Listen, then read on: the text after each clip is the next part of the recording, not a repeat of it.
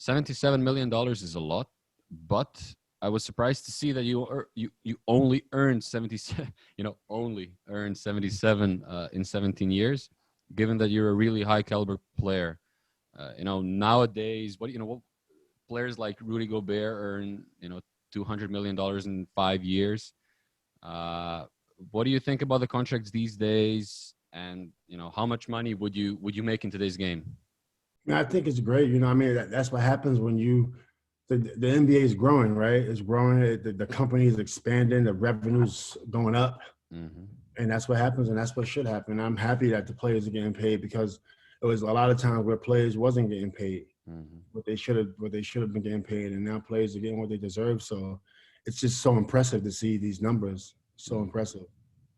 Yeah, it was crazy watching The Last Dance and seeing what Scotty was going through in Chicago with his bad contract and how much he wanted to make more money. But if he had played today, and Scotty would have got $300 million. Yeah, that would have been crazy.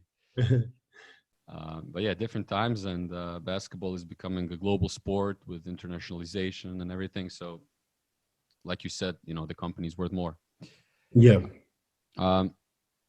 When talking about defense, you're always recognized as one of the most elite defenders in the NBA, especially during your time in the league.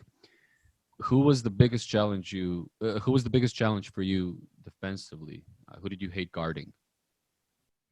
I would say I thought everybody, because I felt like I was the best defender, and I always felt like my defense was better than people's offense. So no matter who was up against, my job that night was to be better than you on defense. And that's how I thought about my game. So I never really had a chance to really, say I didn't like to go up against someone, because every time I went up against somebody, that was a chance for me to submit my legacy, in terms of being one of the best defenders. And I was fighting for that. Some people, would disagree, but I would probably argue that, I think I'm one of the best wing defenders to ever play the game. And but that's something I always wanted, because on the offensive end, I always knew it was going to be difficult for me to reach different heights on offense, because, the skill set I came in the league with wasn't right where I wanted it to be. But I did get better offensively. But when you talk about averaging 30, that's something I always dreamed of. Like, if I could average 30, but I thought maybe if I was in Indiana, I probably could have got there in my second year. I'm sorry, maybe not my second year. I'm talking about maybe like in my fourth, fifth year, I probably could have got up to close to 30. Mm-hmm. But I would, a lot of things needed to fall in place.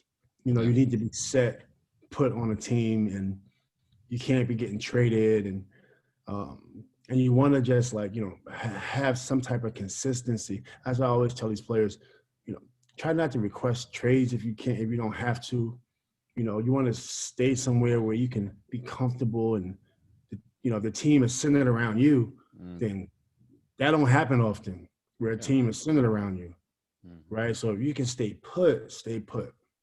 Buy into the culture, focus on the team, on your teammates, and take your contract. Definitely take the contract, stay put if you can, and because you'll look at the end of your career and you're going to be like, you'll be kicking yourself in the butt. It just depends on what you want, out of your career. Mm-hmm.